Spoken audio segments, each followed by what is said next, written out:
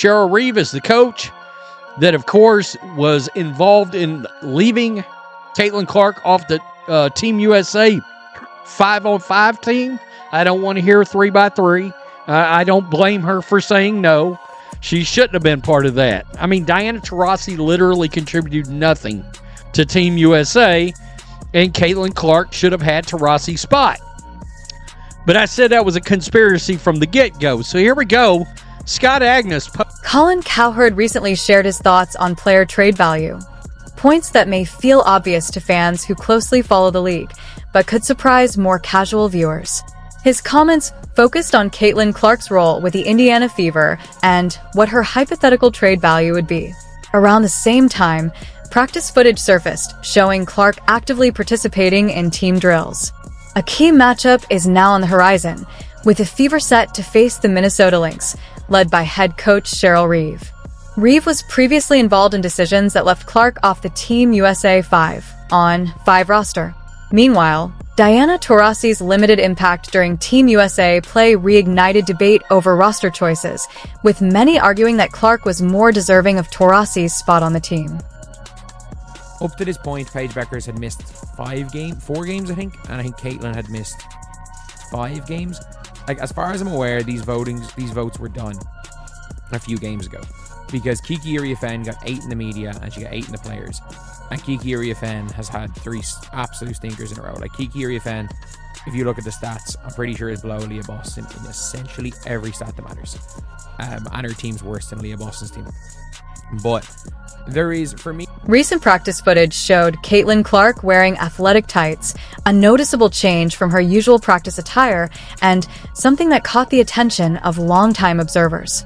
In the video, she's seen running shooting drills, grabbing her own rebounds, moving the ball to teammates like Aaliyah Boston, and rotating back into drill lines. Her level of activity has fueled speculation about whether she could be available for upcoming games. The next matchup is set to air on Amazon Prime Video as part of the Commissioner's Cup final, making it an especially high-profile contest. Facing one of the league's top teams, the game carries major significance, and Clark's potential return would be a major boost to the Fever's chances in such a critical showdown. To this, and Caitlin Clark is right here. Yeah, she's right here in some tights. I've never seen Caitlin Clark in tights, I don't think. So here we go, right here. She's going through, getting some shots. There she is, grabbing her own rebound, passing the ball to Aaliyah, and heading to the back of the line. And it makes you wonder, what's going on? Is there a possibility? Caitlin Clark shared an update on her physical condition and expected availability, saying she feels encouraged by her progress while continuing to take things on a day-to-day basis. Her focus is on putting herself in a position to be consistently available for games, working closely with the medical staff to ensure she's properly prepared physically. Clark emphasized making steady, incremental progress each day rather than rushing the process. Her involvement in practice has remained limited, with most of her work centered on non-contact shooting drills. The team is intentionally taking a cautious approach, prioritizing gradual progression to avoid any setbacks. For now, the emphasis is on offensive skill work without physical contact, an approach shaped by lessons learned from managing past injuries. There's no real argument to Paige over Caitlin right now. Caitlin has won more games. Has won more games than Paige when she's been on the floor. Paige has won 3 games this season. Caitlin has won 5. Out of 9, I think Paige has played 13. And at the end of the day, I don't really care. It's not that egregious putting Paige above Caitlin. But as you can see, 4v9. Sabrina Ionescu. If you guys don't know the lore with Sabrina Ionescu, the players... Questions have surfaced about whether Caitlin Clark returned too quickly from her quad injury, especially after she became suddenly available alongside Sophie Cunningham, despite earlier indications that a longer absence was expected. Some believe that an early return may have played a role in her current limitations, with parts of the coaching staff's decision-making now coming under scrutiny. Meanwhile, Colin Cowherd, a sports media veteran with nearly 2 decades of experience, continues to shape national conversation. He previously hosted what many viewed as the largest national sports radio show during his time at ESPN. Most recently, Cowherd named what he believes to be the most untradeable athlete in all of professional sports, the one player no franchise could realistically move, no matter the situation. Could they be targeting tomorrow night? This game, I went and looked, is on Amazon. I was like, is this on ESPN? Is this on a big network? I think it's a Commissioner's Cup final game. So, you know, that's something to think about right there. Right here, yeah, Commissioner's Cup. And so that's a pretty big game. It's going to be on Amazon. This designation is heavily influenced by timing and career stage, as trading an elite quarterback like Patrick Mahomes looks very different in his prime compared to the later stages of his career. Beyond Caitlin Clark, several other athletes were considered essentially untradeable in Colin Cowherd's analysis, including Mahomes, Josh Allen, and Jaden Daniels. Cowherd also included MLB superstars Shohei Ohtani and Aaron Judge among his top 7 athletes.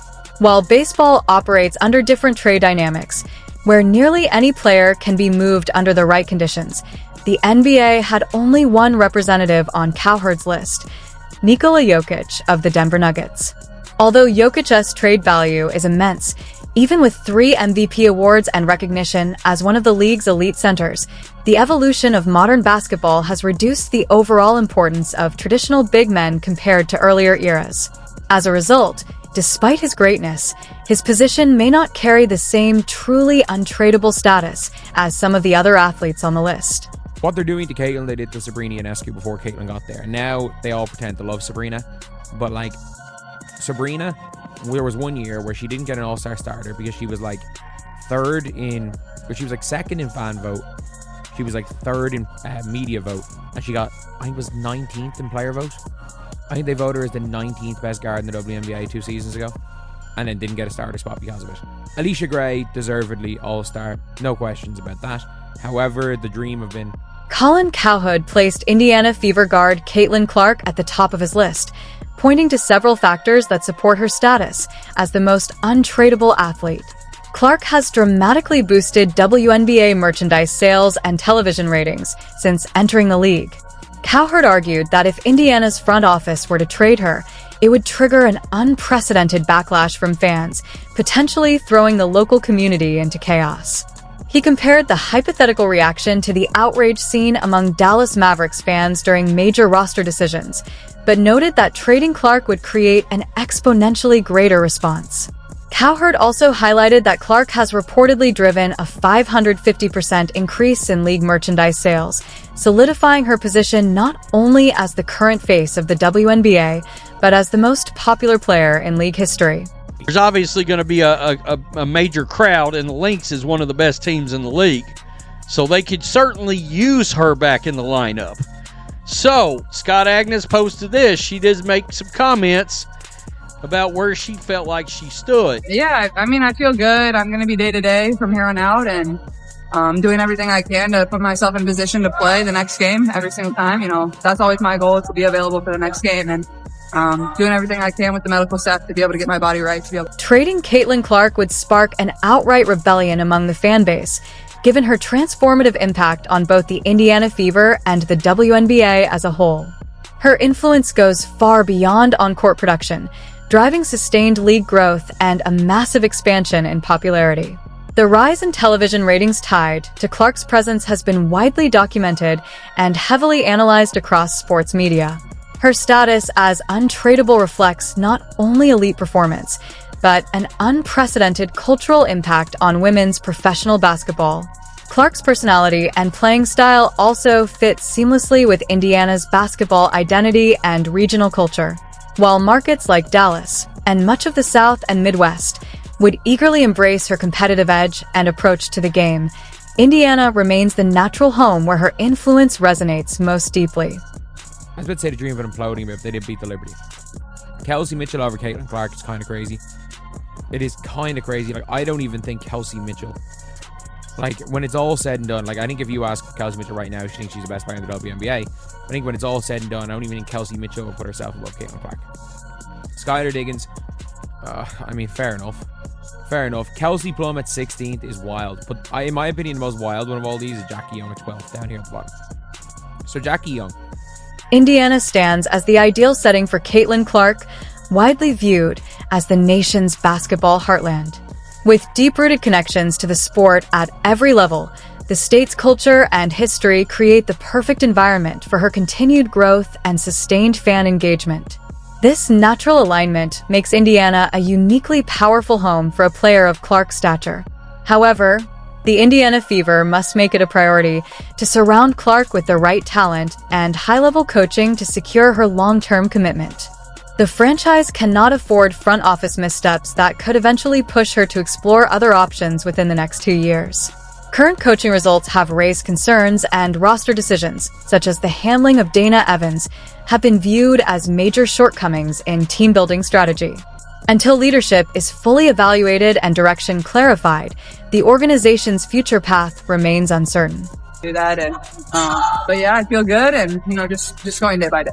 No, she didn't participate in everything. Still working her way. A lot of non-contact shooting stuff. We're just trying to progress slowly, making sure that we don't have any setbacks. So mostly offensive, non-contact work. Okay, so she was a limited participant. She's trying to put herself in a position to get back for the next game. I don't know how to take this because it looked like after... Questions continue to swirl around Caitlin Clark's performance and recognition this season, particularly following her return from a quad injury alongside Sophie Cunningham.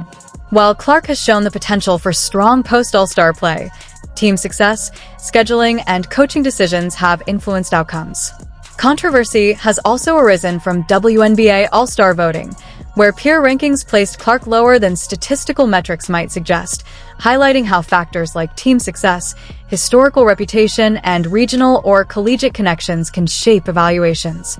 Comparisons to elite NFL quarterbacks like Patrick Mahomes underscore Clark's untradeable status, reflecting her immense cultural and on-court impact. Analysts note that her scoring output surpasses many peers ranked higher, revealing discrepancies in how player value is assessed across fans, media, and fellow athletes.